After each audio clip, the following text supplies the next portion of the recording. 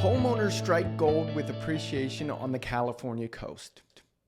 Hi, I'm Dax Nollenberger, your Santa Cruz realtor, and today I'm going to tell you just how valuable homeownership has been to wealth building on the California coast. Experts will tell you never count on appreciation. While generally a good rule of thumb, certain markets buck this rule. Appreciation is the single biggest wealth building mechanism in real estate, far greater than the tax benefits, equity paydown, or even rental income that you receive from owning a property. It has the potential to set you and future generations up for a life of abundance, if you pick the right market. From a real estate investor's perspective, cash flow opportunity in California has essentially evaporated as prices have increased. This has led many to seek more favorable, in the short term, opportunities in other states. While other factors such as tenant laws are major contributing factors, strictly looking at cash flow versus appreciation, I intend to prove how investing in cash flow poor state can still be a much richer investment. From a homeowner's perspective, I intend to prove that no matter when you buy in a market cycle, you are making a strong decision for your future wealth by investing in California. Santa Cruz real estate is an investment favored by time. Let's see how favorable it is. First, though, let's discuss how appreciation is best calculated. In an ideal world, from a calculation perspective, homes would turn over yearly, and you could easily calculate the change in value by calculating the percentage change in prices sold by year. Unfortunately, homes don't turn over quickly. We can quickly measure individual appreciation of homes that have been sold twice during a period of time. This doesn't really help to measure the entire market appreciation, though. The best solution for calculating market appreciation is a change in median home price over time. I'm going to use the following measurements to determine the value of the growth by area. Compound annual growth rate. It is a measure of an investment's growth rate over time, with the effect of compounding taken into account. This is the primary tool for measuring past appreciation and predicting future appreciation, in my opinion. Percentage change is the total percentage change in median price over a specified period. And lastly, dollar change. Total dollar change in median price over a specified period. I will be comparing national, regional, state, and local data going back all the way to 1989 to show just how valuable Santa Cruz real estate is. Enough with the buildup. Let's dive in with the visual bang. As you can see from this chart, California, and Santa Cruz specifically, has significantly outperformed the rest of the country from an appreciation perspective. Real estate is an investment favored by time. Isn't this a great representation of the natural trend of real estate? Even with one of the largest housing recessions in U.S. history, the trend of upward pricing is clear. What is also clear is that not all areas are created equal. While slightly flawed because we are comparing regions, states, and a locality, the general premise is not flawed. Santa Cruz real estate is a historically strong appreciation market. Zooming out, California and the West region are as well. Let's dive into a comparable example. Let's say the year is 2000. You're considering every region in the U.S. for a home purchase. You have $300,000 to spend, and you intend on spending that wherever you buy, even if that means buying multiple homes in one region. This is a buy and hold strategy. So, how much would it be worth today? If you bought in the Northeast at $300,000 at a 4.52% compound rate over 22 years, you'd have over $793,000. If you bought in the Midwest at $300,000 with a 3.74% compound over 22 years, you'd have over $672,000. In the South, at 4.72% compounded over 22 years, you'd have over $827,000.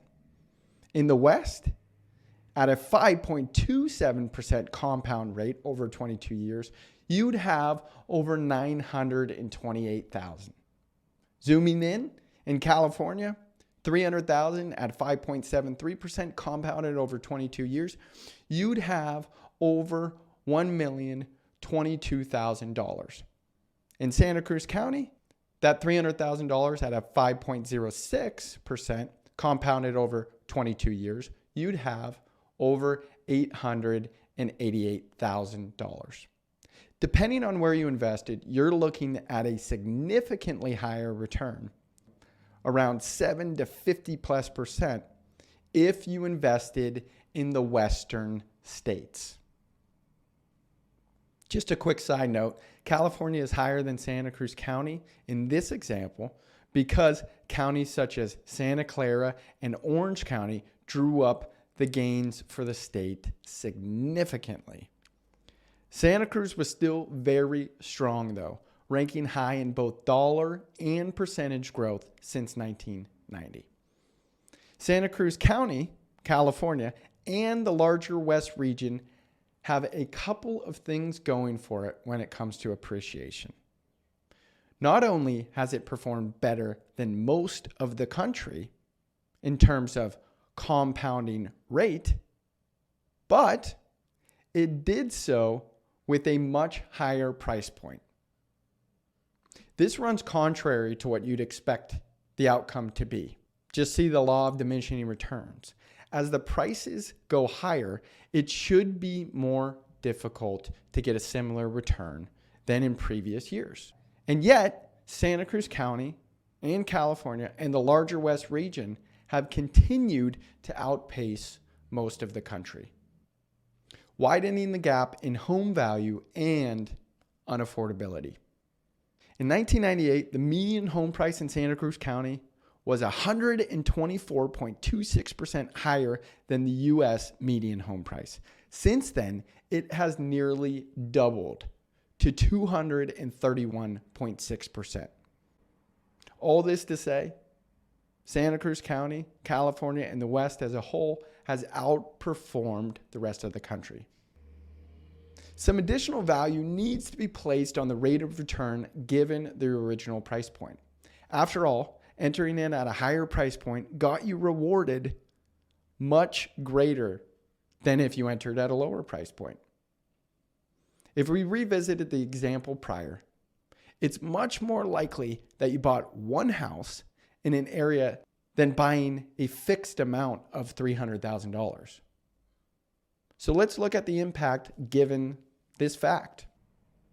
Let's say the year is 2000. You're considering every region in the U.S. for a home purchase. You intend on buying a house at the median home price for the area that you're purchasing. This is a buy and hold strategy. So how much would it be worth today?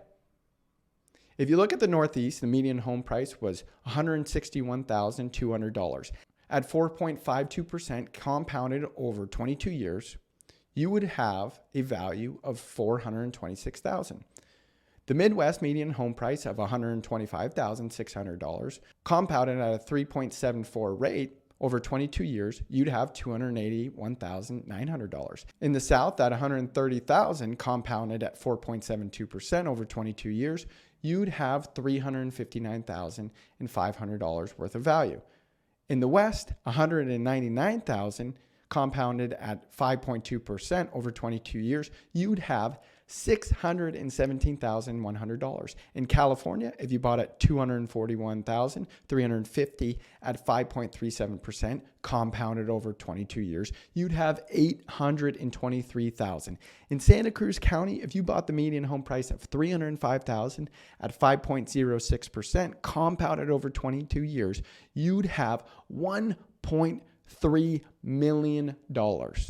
That extra 100 to 150K investment made your return $500,000 to $1 million more in 23 years. Whew, that was a lot. I think I made my point though, that historically, the West is king when it comes to appreciation. And Santa Cruz specifically has seen incredible price and appreciation growth. But how does this help you now? Well, for one, history is the best predictor of the future. But it's not my style to just leave with a phrase and call it a day.